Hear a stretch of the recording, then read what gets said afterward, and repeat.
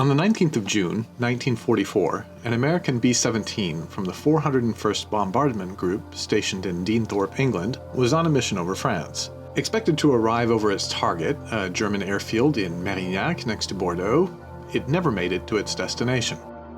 Instead, around 9:30 a.m., something started a fire on board. The bomber broke up in the air above the villages of Charente, scattering debris and unexploded bombs over a large area.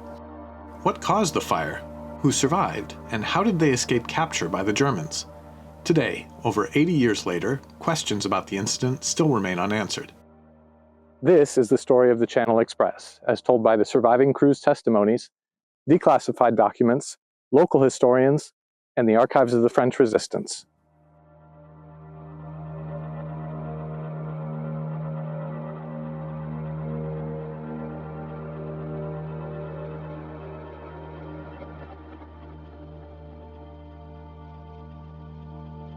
For today's trivia question, how many men were in a standard B-17 crew?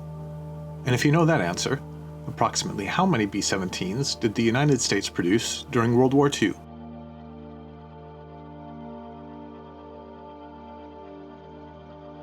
June 19, 1944. In Deanthorpe, England, bomber crews are woken early in the morning, transported to the mess hall for breakfast, and then to the briefing room. A map of Europe with route and destination marked in red. Contrary to the expected destination of Germany, it was Bordeaux in the southwest of France. This was expected to be an easy target, with not much enemy flak or fighters to worry about. The Channel Express had been on 37 missions. This would be the 17th with this crew.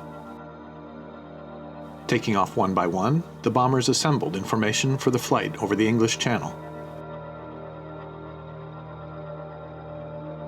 Several hours later, they were over France at high altitude between 27,000 and 30,000 feet. Dropping in altitude slightly over Charente on their approach to Bordeaux, a fire broke out on the Channel Express at around 25,000 feet in the air.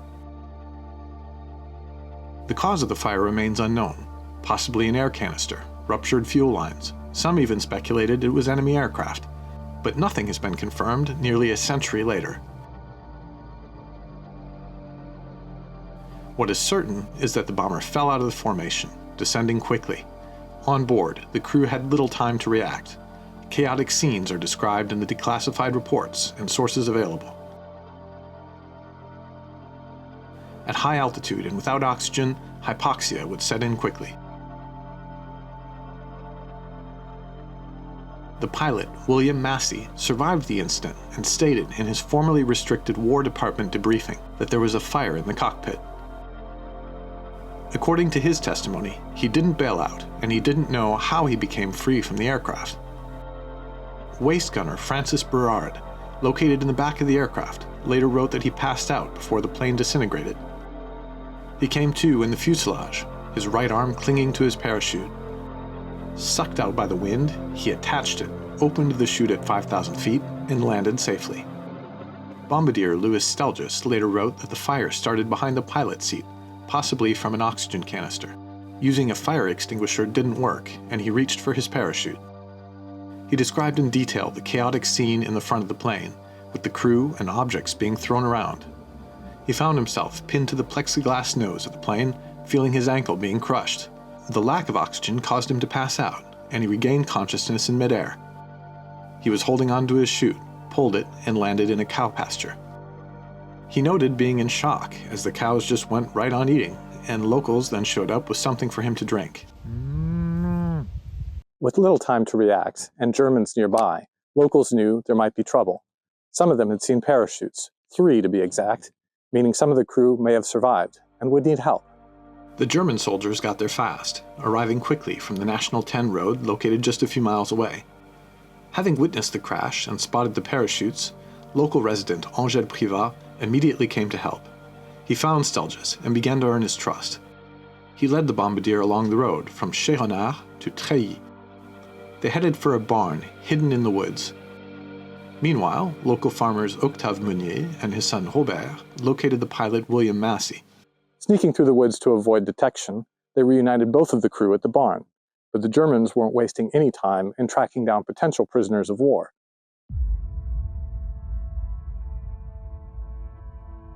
With a strong presence in the area, in La Rochefoucauld, nearby Tourier and the Braconne Woods camp, the German forces quickly arrived and interrogated the local butcher, Fernand Laborie, and his wife, who were then arrested and charged with having witnessed the crash. Had they seen parachutes? How many? Where did they land? The Germans wanted to know. A truck on its way to Courjean was stopped, its occupants threatened and interrogated. But the Germans did not succeed at locating the 3 surviving crew, and once the sun began to fall, local residents guided them through the woods and fields. Giving them food, water, and some medical attention, they risked their lives to protect them from capture. By midnight, they arrived at the farm of Puichareau in the village of Sainte-Colombe, a distance of several miles.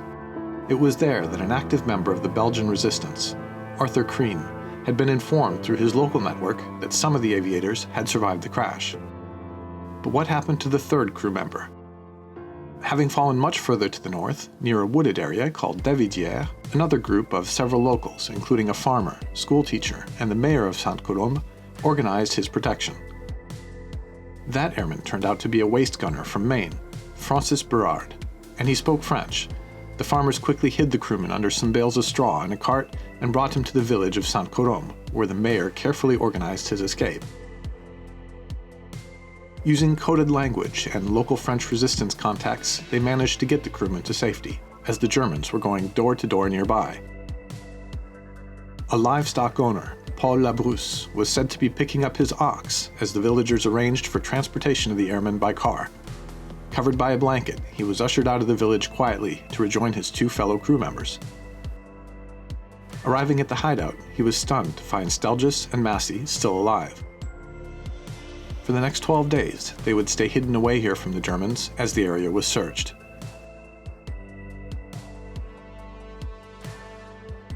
At the crash site, ordnance and munitions continued to ignite throughout the day of June 19th. The recovery of the 7 deceased crew members was carried out, but the mayor of Ossac could not be brought to admit to the German occupiers or the French gendarmerie that the aircraft had crashed in his village. The Germans quickly realized 3 bodies were unaccounted for, and they suspected the local population had helped the survivors escape.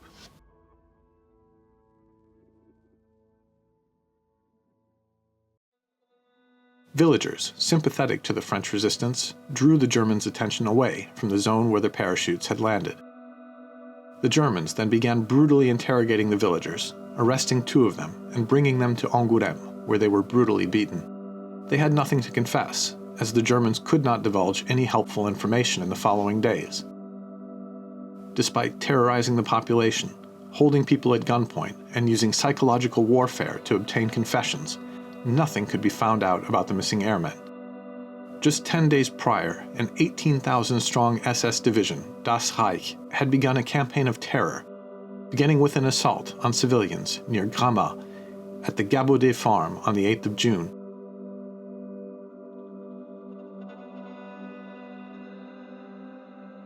And moving north to Oradour-sur-Glane on the 10th of June, where the largest massacre of the war occurred. Hundreds of innocent people were killed. Fresh in the minds of the population, a local couple with contacts in Moselle, near the German border in the east, got a message to the Feldkommandatur. He ordered the German soldiers in the area to stop the campaign of terror in trying to locate the surviving crew. By June 21st, things had settled down somewhat. Despite having been terrorized by the German occupiers, none of the locals talked. The surviving crew had been successfully hidden away, and on July 3rd, with the help of the resistance, they were brought further east, at a farm near Vitrac-Saint-Vincent. Moving inland would help protect them from being discovered and could provide for easier escape as the Allied armies advanced following D-Day operations. For a month and a half, they hid away at this location, carefully avoiding the prying eyes of those who conspired with the Germans.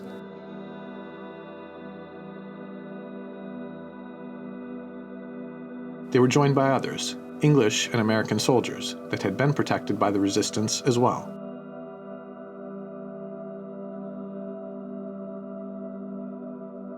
According to the airmen, they became integrated into local life, participating alongside the French resistance, given a tour of the castle in La Rochefoucauld, and welcomed with open arms by the population. They made a point not to learn names in case they were caught. By the end of August, Allied forces were in the process of liberating many parts of France. The resistance didn't have to stay in hiding anymore. André Chabannes, one of the leaders of the Maquis, directed them to the Maquis headquarters in Cherves-Châtelard, further to the east. It was becoming clear that the Germans could no longer hold the territory. The Allied escapees prepared to be rescued. The pilot, William Massey, and local historians took note of one Allied soldier who grew impatient. Joseph Gonnet fled north on August 26th. In honor of the Allies, a ceremony was held in Chasseneuil-sur-Bonnieure, now a burial site for many of the French resistance and home to a museum, La Maison de la Résistance.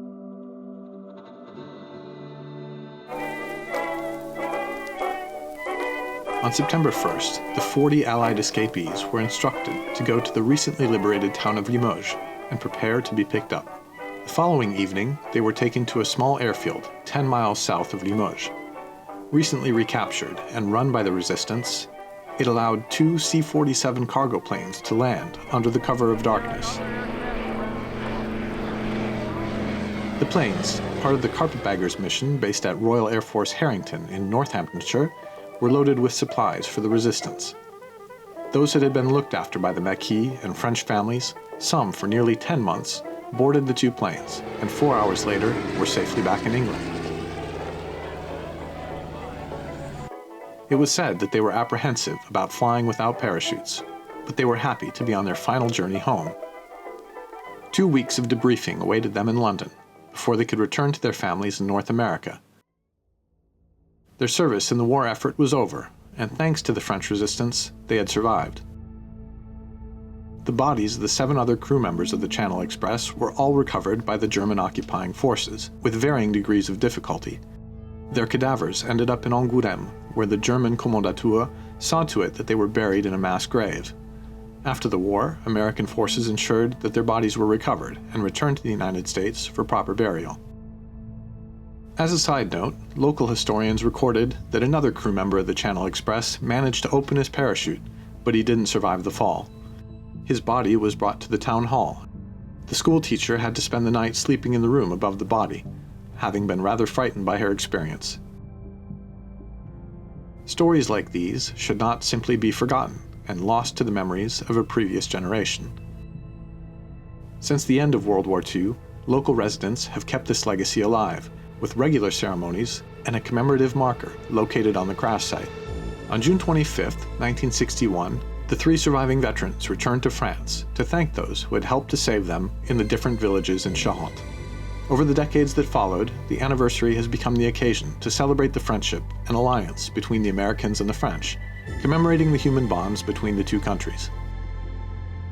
Both the French resistance and the bomber crews of the Flying Fortresses had one thing in common: terrible odds. 4 years of occupation made a normal life nearly impossible for citizens in France who would not collaborate with the genocidal and brutal occupation. Meanwhile, out of the 12,731 Boeing B-17s produced from 1936 to 1945, only 45 of them survive as of today. The loss ratio for aircraft and crew was as high as 3 out of 4 during a standard assignment, which was 25 missions. On top of that, at the average age of 25 years old, an airman had only a 50-50 chance of surviving every flight. Words like bravery, sacrifice, and honor can seem inadequate to describe the qualities of those who risked everything for the sake of others. Ordinary people risking their own lives to fight oppression, injustice, and genocide. These sacrifices cannot be forgotten, and we have a duty to honor the memory of those who made them.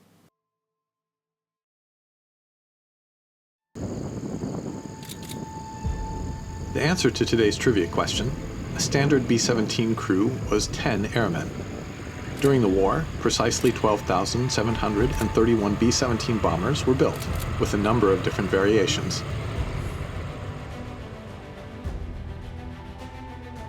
If you learned something new during this episode, make sure to like and subscribe to the channel. Your support helps promote historic content, develop educational videos, and improve the YouTube algorithm for others who are looking for similar content. There will be more to follow about the backroads in France. In the meantime, thanks for watching. Merci et au revoir.